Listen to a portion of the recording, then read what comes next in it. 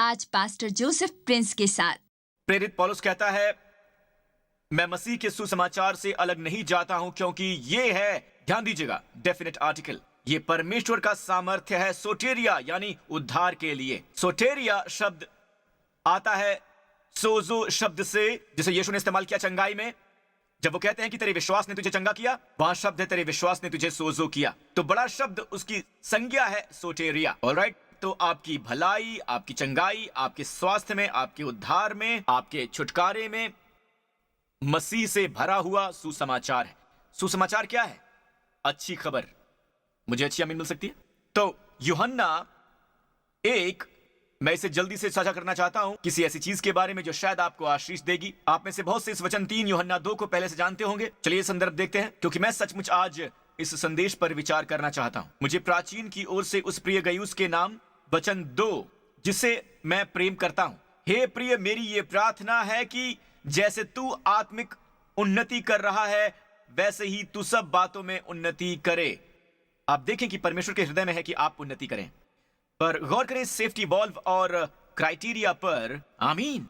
जैसे तू आत्मिक उन्नति कर रहा है, वैसे ही के लिए एक ग्रीक शब्द है कथोस। ऑलराइट, और कथोस का ग्रीक में सचमुच शब्द है इस डिग्री तक, तुम्हारे आत्मिक उन्नति के अनुपात में। दूसरे शब्दों में, तुम्हारी बाहरी उन्नति, तुम्हारे कारोबार में तुम्हारी उन्नति, तुम्हारे बिजनेस, तुम्हारे करियर, तुम्हारे सेवकाई में। ऑलराइट, चाहे आप एक प्रचारक हो या कुछ भी हो, गृहस्थी में हो, सभी बातों में आपकी उन्नति, और आपके स्वास्थ्य में तुम्हारी शारीरिक स्वास्थ्य उसी अनुपात में उन्नति करे। ऑलराइट, तुम्हारी आत्मिक उन्नति, कथोस आत्मिक उन्नति, आपकी आत्मिक उन्नति के डिग्री में, आपके आत्मिक उन्नति के अनुपात में। ठीक है, और ये थियस की परिभाषाएं हैं, बाय द वे, डिग्री और अनुपात में। ये सचमुच ऐसा है जैसे तेरे प्राण उन्नति करते हैं, बिल्कुल वैसे ही जैसे तेरे प्राण उन्नति करते हैं। फिर ये हम पर लाजमी होता है कि हम आत्मिक उन्नति चाहें। क्या मुझे अच्छी आमीन मिल सकती है? बहुत बार जो बीमार होते हैं वो शारीरिक स्वास्थ्य चाहते हैं, ठीक है, और मैं ये समझ सकता हूं। और वो जो कंगाल हैं, जो कर्जे में हैं, वो चाहते हैं एक अलौकिक फाइनेंशियल सफलता, और मैं वो समझ सकता हूं। पर बहुत कम ही लोग जानते हैं कि वो रुक कर ये पूछे कि मैं इसे अपने प्राण में कहां से चूक रहा हूं। आपका प्राण क्या है? आपका प्राण आपका मन है। जी हां, मन कहिए, आपकी भावनाएं कहिए, भावनाएं, और आपकी इच्छा। ऑलराइट, ये आपके बीच का भाग है। आप त्रिभाग हैं और परमेश्वर त्रयेक हैं। एक परमेश्वर, पर पिता, पुत्र और आत्मा। एक परमेश्वर, परमेश्वर ने आपको एक छवि में बनाया है। आप एक त्रिभाग हैं। ऑलराइट, आप एक आत्मा हैं, और आपका एक प्राण है, और फिर आप एक घर में रहते हैं जो शरीर कहलाता है। तो इसमें 3 हिस्से हैं। तो चलिए आगे बढ़ते हैं, क्योंकि जब भाइयों ने आकर तेरे उस सत्य की गवाही दी जिस पर तू सचमुच चलता है, तो मैं बहुत ही आनंदित हुआ, क्योंकि जब भाइयों ने आकर तेरे उस सत्य की गवाही दी जिस पर तू सचमुच चलता है। ओके, आप अपने प्राण की उन्नति कैसे करते हैं? पता है, हम बहुत बार सुनते हैं, यहां तक कि वचन के विश्वास के क्षेत्र में भी, जहां से मैं आया हूं। ऑलराइट, प्रभु चाहते हैं कि तुम उन्नति करो जैसे तुम्हारा प्राण उन्नति करता है। पर प्राण की उन्नति क्या है? फिर वो आपको बताएंगे, आपको वचन में चलना होगा। ऑलराइट, पर जब आप अगला वचन पढ़ते हैं, यहां ये लिखा है, जब भाइयों ने आकर तेरे उस सत्य की गवाही दी जिस पर तू सचमुच चलता है, तो मैं बहुत ही आनंदित हुआ। आप में ये सत्य क्या है जिस पर तू सचमुच चलता है? तो सत्य में चलना प्राण की उन्नति का ही रहस्य है। आप वचन को देखते हैं, जैसे आपका प्राण उन्नति करता है। ये शब्द उन्नति ग्रीक टेंस में है, सचमुच प्रेजेंट पैसिव इंडिकेटिव, जिसका मतलब है प्रेजेंट पैसिव। इसका मतलब है कि ये अभी हो रहा है, ये अभी जारी है। पैसिव का मतलब है ये कुछ ऐसा नहीं जो प्राण कर रहा है, बल्कि जो प्राण के साथ किया जा रहा है। प्राण कुछ और नहीं कर सकता सिवाय उन्नति के। प्रेजेंट पैसिव, ऑलराइट, ग्रीक में टेंस है। इसका मतलब है कि आप कुछ ऐसा कर रहे हैं जो आपके प्राण की उन्नति के कारण बना है। मेरे लिए लाजमी हो जाता है ये पता लगाना कि वो क्या चीज है। तो अगला वचन हमें इसी संदर्भ में बताता है कि यह है सत्य में चलना। अब कुछ विश्वासी से देखते हैं और कहते हैं कि इसका मतलब है कि झूठ मत बोलो, पर यह इसकी बात नहीं कर रहा है। सत्य में चलना क्या है? तो वो लोग जो विश्वास के वचन में है वो कहेंगे हमें परमेश्वर के वचनों में चलना होगा, सीखना होगा कि परमेश्वर के वचन में कैसे चलना है। यह बहुत जेनरिक है। परमेश्वर का वचन क्या है? अगर आप लोगों से कहें कि निर्गमन 20 पर चलो, यह अभी परमेश्वर का वचन है, पर निर्गमन 20 है क्या? 10 आज्ञाएं। अगर आप जाकर उनसे कहें आपको परमेश्वर के वचन में चलना चाहिए, और वो लेव व्यवस्था में जाते हैं, ये सोचते हुए कि इसी तरह से आप अपने प्राण की उन्नति करते हैं, और ये व्यवस्था से भरा हुआ है, तो परमेश्वर का वचन भी काफी नहीं है ये कहने के लिए कि आपको परमेश्वर के वचन में चलना है। उनके वचन में चलना सीखो। अपने मन को रूपांतरित करना है परमेश्वर के वचन द्वारा। कौन सा भाग है? वचन क्या है? आप में से पहले ही कुछ लोग सत्य को जानते हैं, पर मेरे लिए लाजमी है कि मैं इसे संदर्भ में देखूं। अगली लाइन वचन 4, इससे बढ़कर कोई आनंद नहीं है कि मैं सुनूं मेरे लड़के सत्य पर चलते हैं। आप पाते हैं कि इस पर जोर दिया गया है। तो मैं आपके सामने स्वीकार करता हूं कि सत्य पर चलना प्राण की उन्नति करना है। मैंने ये नहीं कहा कि सत्य को जानना, वो इसी का ही हिस्सा है। ऑलराइट, सत्य जानना आपको आजाद कर देगा, पर सत्य में चलना आपके प्राण को उन्नति करेगा। तो ये सत्य क्या है? यूहन्ना, वही यूहन्ना यीशु के जीवन का वर्णन करते हुए, ठीक है, यूहन्ना 8 में वो कहता है, यूहन्ना 8, ऑलराइट, तब यीशु ने उन यहूदियों से जिन्होंने उनकी प्रतीति की थी कहा कि अगर तुम मेरे वचन में बने रहोगे तो सचमुच मेरे चेले ठहरोगे और सत्य को जानोगे और सत्य तुम्हें स्वतंत्र करेगा। यहां यह लिखा है पास्टर प्रिंस कि मेरे वचन में बने रहोगे। हाँ, मेरा वचन, उनका वचन अनुग्रह का वचन है। हमेशा याद रखना, जब यीशु बातें करते हैं, जब यीशु इस तरह की बातें करते हैं कि जिसके पास मेरी आज्ञा है और वो उन्हें मानता है, वही मुझसे प्रेम रखता है। और ये भी कहा कि अगर तुम मुझसे प्रेम करते हो तो मेरी आज्ञाओं को मानोगे। आप कहेंगे उनकी व्याख्या वो 10 आज्ञाओं की तरह करते हैं। नहीं, वो उनकी व्याख्या 10 आज्ञाओं की तरह करते हैं। नहीं, मेरी आज्ञाएं, मुझ पर विश्वास रखो और एक दूसरे से प्रेम करो, यही मेरी आज्ञाएं हैं। यही यीशु ने कहा। कुछ और पढ़ने की कोशिश मत करो जो कभी यीशु का आशय नहीं था। अब मत भूलिए कि जो इसके लिए लड़ते हैं कि सत्य है, व्यवस्था और वो सब, मेरा विश्वास कीजिए चर्च, अब भी लोग हैं जो इसका आज भी प्रचार कर रहे हैं। ऑलराइट, ये मत भूलिए कि वो यहूदियों से बात कर रहे थे। यहूदी 10 आज्ञाएं जानते हैं। असल में यहूदी न केवल 10 बल्कि 613 आज्ञाएं जानते हैं। ऑलराइट, यहूदी आपसे बेहतर जानते हैं। यहूदी आपसे और ऑलराइट बेहतर आज्ञाएं जानते हैं। क्या आप समझ रहे हैं? और किसकी जरूरत है? यहां तक कि पर्व के दिन की यहूदी जानते हैं। यदि यीशु यहूदी से बात कर रहे हैं और वो कह रहे हैं कि तुम जान जाओगे भविष्यकाल, तुम सत्य को जानोगे, वहां यह है कि व्यवस्था ही सत्य है। यीशु के लिए यह कहना व्यर्थ है। वो यहूदियों से बात कर रहा है और बता रहा है कि तुम सत्य को जानोगे। अगर तुम मेरे वचन और शिक्षाओं को जारी रखोगे तो तुम सत्य को जानोगे। तो क्या होने वाला है? सत्य तुम्हें आजाद करेगा। बेशक बहुत से लोग आजकल इस कथन सत्य तुम्हें आजाद करेगा का इस्तेमाल करते हैं। इसका क्या मतलब है? अपने पाप को स्वीकार करो, सत्य तुम्हें आजाद करेगा। चलो भी सत्य बताओ, सत्य तुम्हें आजाद करेगा। ऑलराइट, और यहां उन्होंने कोशिश की एक्सपोज करने की इस कंपनी को या उस कंपनी को, सत्य लोगों को आजाद करेगा। इसका इतना गलत इस्तेमाल हुआ है। आमीन। संदर्भ यह है कि वो सत्य जो तुम्हें आजाद करेगा, ठीक है, उसे जाना जाना चाहिए। और ये वही लोग होने चाहिए जो यीशु में विश्वास रखते हैं। उन यहूदियों के सामने जो उस पर विश्वास करते थे, ऑलराइट, जो मेरे वचन में विश्वास रखते हैं, उनकी शिक्षाओं में। आप में से कितने प्राण को फलता फूलता देखना चाहते हैं? मत भूलिए कि जब आपके प्राण फलते फूलते हैं तो आपकी भावनाएं भी प्रभावित होती हैं। भावना ही आपके प्राण होते हैं। अगर आप हमेशा अवसाद में हैं, हमेशा उदास हैं, हमेशा गलतियां निकालते हुए हैं, आप हमेशा चुगली करते हुए हैं, हमेशा बुड़बुड़ाते हैं, ठीक है, मैं उसे बिल्कुल भी उन्नति नहीं मानता हूं। लेकिन अगर आपकी भावनाएं खुशी की हैं, आपकी भावनाएं उत्साह की हैं, आपकी भावनाएं शांतिमय हैं, शांत हैं, और आप अपनी भावना में भी प्रेम कर रहे हैं, तो ये संकेत है कि आपका प्राण फल फूल रहा है और समृद्ध हो रहा है। और ये हैरानी की बात है कि कितने ही लोग, ऑलराइट, कितने लोग ठीक होना शुरू कर देते हैं जब उनके प्राण समृद्ध होते हैं। आमीन। आप सबको यीशु की कहानी याद होगी। पिलातुस के सामने पिलातुस ने उससे कहा, क्या तू यहूदियों का राजा है? यीशु ने उत्तर दिया कि तूने सही कहा, मैं राजा हूं। मेरे ख्याल से हमारे पास वो वचन है। तू कहता है क्योंकि मैं राजा हूं, मैंने इसलिए जन्म लिया और इसलिए जगत में आया हूं कि सत्य पर गवाही दूं। जो कोई सत्य का है वो मेरा शब्द सुनता है। जो कोई सत्य का है वो मेरा शब्द सुनता है। पिलातुस ने उससे कहा, सत्य क्या है? आज मैं उस प्रश्न का जवाब देने वाला हूं। सत्य, सत्य क्या है? मैं आपको यह शब्द सत्य ग्रीक में दिखाऊंगा। ऑलराइट, ये सत्य के लिए ग्रीक शब्द है अलेथेया। ऑलराइट, ये सत्य के लिए ग्रीक शब्द है। ये ग्रीक शब्द है सत्य के लिए। कहिए सत्य, अलेथेया। अब इब्री में, पुराने नियम में सत्य है। पहले मैं आपको यह दिखाना चाहता हूं। ऑलराइट, आप जानते हैं आलिफ ताव, यह है आलिफ ताव, राइट। इसे सिखाने के लिए मेरे पास वक्त नहीं है क्योंकि पिछले कुछ सप्ताहों से हम इसे सिखाते रहे हैं। इब्री अक्षरावली का पहला अक्षर, आपके दाईं ओर इब्री अक्षरावली का अंतिम अक्षर अलिफ ताव, यीशु का हस्ताक्षर, राइट। अब इस अक्षर मेम को देखिए, यह है मेम, अक्षर मेम। मेम के लिए चित्र है पानी, जो दर्शाता है या तो पवित्र आत्मा या फिर वचन। ऑलराइट, आप मेम को लें और आप इसे अलिफ ताव के सेंटर में रखें। ऑलराइट, आपको क्या मिलता है? आपको मिलता है इमेव। इमेव का मतलब है सत्य। तो अक्षरावली का पहला अक्षर, अक्षरावली का अंतिम अक्षर कहीं बीचों बीच में है मेम। तो अब आप उनको एक साथ लें, पहला, बीच वाला और अंतिम, और मिलता है अमेव यानी सत्य। तो पवित्र आत्मा अलिफ और ताव के बीच यीशु के बारे में शुरू से लेकर अंत तक सत्य लेकर आता है। यह सब यीशु के बारे में है।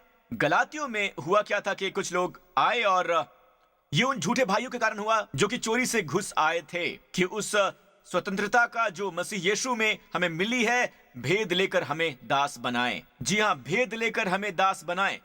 तो वो आए, वो लाना चाहते थे। गलातियों में समस्या क्या है? वो अनुग्रह में व्यवस्था को लाने की कोशिश कर रहे थे। वो कहते हैं अनुग्रह ठीक है, यीशु ठीक है, पर व्यवस्था को लाने की आवश्यकता है, खतना करने की आवश्यकता है, मूसा की व्यवस्था पाने की आवश्यकता है। उन्होंने गलातियों की कलीसिया में यह लाने की कोशिश की। ऑलराइट, उन्हें दास्ता में लाने के लिए। गौर करें, क्या लाने के लिए?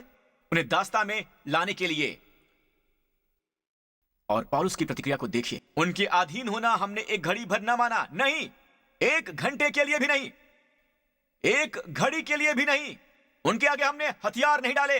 तो सुसमाचार के बारे में कुछ है जहां हमें एक ऐसे स्थान पर आना चाहिए जहां समझौता नहीं किया जा सकता। हमने व्यवस्था में जाना नामंजूर किया, एक घंटे के लिए भी। आमीन। इसलिए कि सुसमाचार की सच्चाई तुम में बनी रहे हमेशा हमेशा के लिए। ये सत्य में चलना क्या है? सुसमाचार, सुसमाचार में चलना। क्या आप विश्वास करते हैं कि आपके पाप क्षमा हुए हैं? आप नहीं करते हैं और कोई और आता है और किताब उठाता है, उसमें लिखा है कि नहीं, सभी पाप क्षमा नहीं हुए हैं, तो आप सत्य में चलना बंद कर देते हैं। आप अनुभव करने लगते हैं भय, चिंता, ये सब इसी तरह शुरू होता है। आपके प्राण में जो हर चीज गलत है, वो गलत विश्वास करने से आई है। हर चीज जो आप अपने प्राण में महसूस करते हैं, जो उसे समृद्ध बना रही है, वो है जो आप सच्चा विश्वास करते हैं। दोस्तों, सुसमाचार का सत्य यह है कि जो कुछ भी यीशु ने क्रूस पर किया अपने पुनरुत्थान द्वारा, आपके पाप क्षमा हो गए हैं। क्या आप विश्वास कर रहे हैं? क्या आप इस पर विश्वास करेंगे? क्या आप इसके साथ चलेंगे? नंबर 2, आपके लिए कोई दंड नहीं है। क्या इस पर विश्वास करते हैं? मेरी किताब भाग्य के राज्य में एक अध्याय है, दोष भावना मार देती है। आमीन। यह एक गंभीर मामला है दोस्तों। हम ऐसे लोगों को जगह नहीं देंगे जो दोष की भावना लाते हैं, एक घड़ी के लिए भी नहीं। आमीन।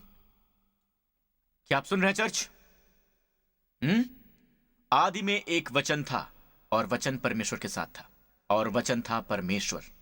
और यूहन्ना 1 में लिखा है वचन देहधारी हुआ और हमारे बीच में डेरा किया। वो कौन है? वचन देहधारी हुआ, डेरा किया, वाचा का तंबू हमारे बीच। और हमने उसकी ऐसी महिमा देखी, अति सुंदर, जैसी पिता के इकलौते की महिमा, सत्य और अनुग्रह से भरे हुए। जब यीशु प्रकट हुए, अनुग्रह और सत्य प्रकट हुए। ऑलराइट, इसकी ओर देखिए, वचन 17 की ओर। इसलिए कि व्यवस्था तो मूसा के द्वारा दी गई, परंतु अनुग्रह और सच्चाई यीशु मसीह के द्वारा पहुंची। अब आप में से बहुत से लोग ये शायद ना जाने कि अनुग्रह और सत्य असल में आप कई बार देख सकते हैं। आप इसे कई बार देख सकते हैं। भजन संहिता, उत्पत्ति और नीति वचन में आप देख सकते हैं कृपा और सत्य। ऑलराइट, यही है अनुग्रह और सत्य। ओके, तो अनुग्रह और सत्य कुछ ऐसा था जिसका प्रकाश दाऊद को प्राप्त हुआ। दाऊद कहता है कि हे प्रभु, तू करुणा से भरा हुआ है, हैसड और एमएफ से, बहुतायत से भरा हुआ, अनुग्रह और सत्य में। एक जगह पर वो कहता है कि तेरी करुणा और सत्यता से मेरी रक्षा होती रहे। क्या आप सुन रहे हैं चर्च? और अंत में अनुग्रह और सत्य आया। हालेलुया। एक और वचन और फिर हम समाप्त करेंगे नीति वचन 3 पर। कृपा और सच्चाई तुझसे अलग न होने पाए। यह व्यक्ति अब तक का सबसे धनी व्यक्ति है। उसका नाम है सुलेमान और आज भी वो सबसे धनी व्यक्ति है। उसने परमेश्वर के लिए सबसे महंगी इमारत बनाई जो आज तक नहीं बनी है।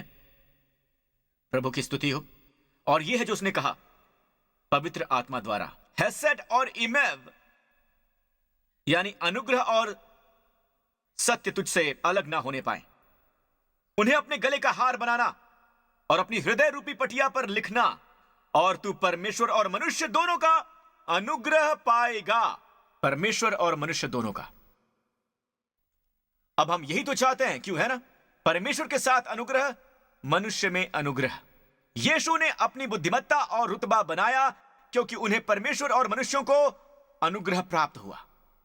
आमीन। बाइबल कहती है दाऊद को परमेश्वर और मनुष्यों का अनुग्रह प्राप्त हुआ था। एस्तर को मनुष्यों और परमेश्वर का अनुग्रह प्राप्त हुआ था। रूत को परमेश्वर और मनुष्यों का अनुग्रह प्राप्त हुआ था। वो आपको इसका रहस्य बताते हैं। रहस्य यह है कि कभी भी कभी भी कभी भी कभी भी कभी भी नहीं अनुग्रह और सत्य को मत छोड़ो, यानी सुसमाचार को। इसे बांध लीजिए, खुद को इसके बारे में स्मरण कराइए। वो संदेश सुनते रहिए जो इसकी घोषणा करता है। आमीन। प्रभु की स्तुति हो। तो पाइए उच्चतम सम्मान और अनुग्रह। प्रभु की स्तुति हो। वहां ये शब्द सम्मान है, सकैल, जो बहुत दिलचस्प है। यही शब्द यहोशू 1:8 में इस्तेमाल हुआ है, ध्यान लगाने के लिए, क्योंकि ऐसा ही करने से तेरे सब काम सफल होंगे और तू प्रभावशाली होगा। प्रभावशाली एक शब्द है सकैल, और वही शब्द यहां पर है सम्मान। यह बुद्धिमत्ता और होशियारी है जो आपको सफलता देती है और प्रभावशाली बनाती है।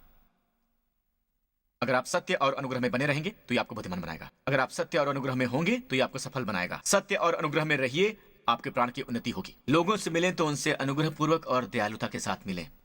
ऑलराइट पास्टर प्रिंस, मैं उन्हें क्षमा नहीं करना चाहता हूं। क्यों? वो इसके योग्य नहीं है। दोस्तों, अनुग्रह उन्हीं के लिए है जो इसके योग्य नहीं ठहरते हैं। हम सब अनुग्रह पाते हैं क्योंकि हम अनुग्रह के योग्य हैं ही नहीं। इसका मतलब है पाने की गारंटी होना। मैंने कहा अनुग्रह पाने की गारंटी है ये। आमीन। आप क्षमा नहीं करते हैं क्योंकि वो इसी के काबिल हैं। अब मैंने कहा क्षमा कर दो, ये नहीं कहा कि सबसे अच्छा दोस्त बना लो। मैंने ये नहीं कहा कि उनसे शादी कर लो। ये नहीं कहा कि उनके पास वापस चले जाओ। ये नहीं कहा कि आप उनसे कोई बिजनेस डील कर लो। क्षमा करना है क्षमा करना।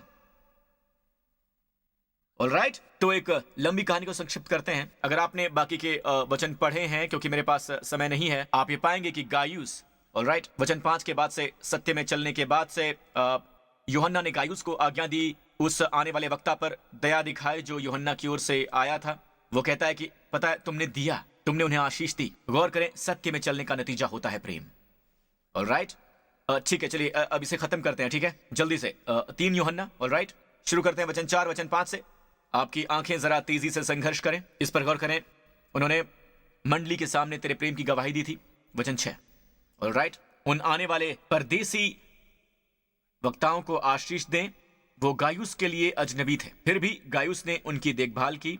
ये यहूदी वक्ता कहा जाए तो ठीक है, उन्हें यूहन्ना ने भेजा था। वो गए यीशु के नाम के खातिर, उन्होंने अन्य जातियों से कुछ भी नहीं लिया। ठीक है, अब वचन 8, ठीक है, इसलिए ऐसे लोगों का स्वागत करना चाहिए जिससे हम भी सत्य के पक्ष में उनके सहकर्मी हो। ऑलराइट, तो सत्य में चलने का नतीजा बहुत ही अद्भुत होता है। ऑलराइट, वचन 6 में क्या लिखा है? यहां तक कि कलीसिया भी गवाही देती है। वचन 6 प्लीज। ऑलराइट, उन्होंने मंडली के सामने तेरे प्रेम की गवाही दी थी। चलो अब वचन 8 और 9 पर देखते हैं और फिर बंद करेंगे। चलते हैं वचन 9 पर। वचन 9 पर चलते हैं। मैंने मंडली पर कुछ लिखा था, पर दयुत्रिफेस जो उनमें बड़ा बनना चाहता है हमें ग्रहण नहीं करता। तो ये व्यक्ति है जो अपना प्रभाव डालना चाहता है। वो सोचता है कि वो हैंडसम है। सो जब मैं आऊंगा तो उसके कामों की जो वो कर रहा है सुधि दिलाऊंगा कि वो हमारे विषय में बुरी बुरी बातें बकता है, और इस पर भी संतोष न करके आप ही भाइयों को ग्रहण नहीं करता, और उन्हें जो ग्रहण करना चाहते हैं मना करता है और मंडली से निकाल देता है। तो अब यहाँ 2 किस्म के लीडर हैं। एक ऐसे लीडर हैं जो प्रेम करते हैं, वो सचमुच दयावान है। जी हाँ, वो सचमुच दयावान है। गौर करें कि ये सत्य पर चलने का नतीजा है। और वो जो सत्य पर नहीं चलते हैं वो हमेशा ही अपने रुतबे का महिमा मंडन करते हैं। वो हमेशा चाहते हैं एक पद, एक नियंत्रण।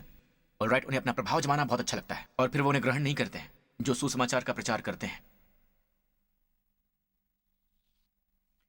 ये यूहन्ना के उसी सुसमाचार या यूहन्ना के उसी पुस्तक से है, मुझे कहना पड़ेगा। चर्च, यहां पर देखिए, कितने चाहते हैं कि उनके प्राण उन्नति करें। ऑलराइट, मैं आपको बता दूं कि जब आपके प्राण फलना फूलना बंद कर देते हैं, जॉन जिलेक ने भी ये कहा है और कई बार कहा है, मनुष्य के अंदर कुछ कुरेदने वाला होता है। अगर मैं उस घाव को चंगा कर सकूं तो उसके शरीर को चंगा कर सकता हूं। उसने बहुत बार ये कहा है। उसने कहा है कि वो एक मीटिंग रखेगा, और केनेथ हेगन भी यही कहता है, वो एक मीटिंग रखेगा, कुछ दिनों की मीटिंग, और बस वो वचन सिखाएगा। वो कहता है कि उस मीटिंग के अंत में, मीटिंग की इस श्रृंखला में बहुत से लोग चंगे नहीं होते हैं सिर्फ हाथ रखने से।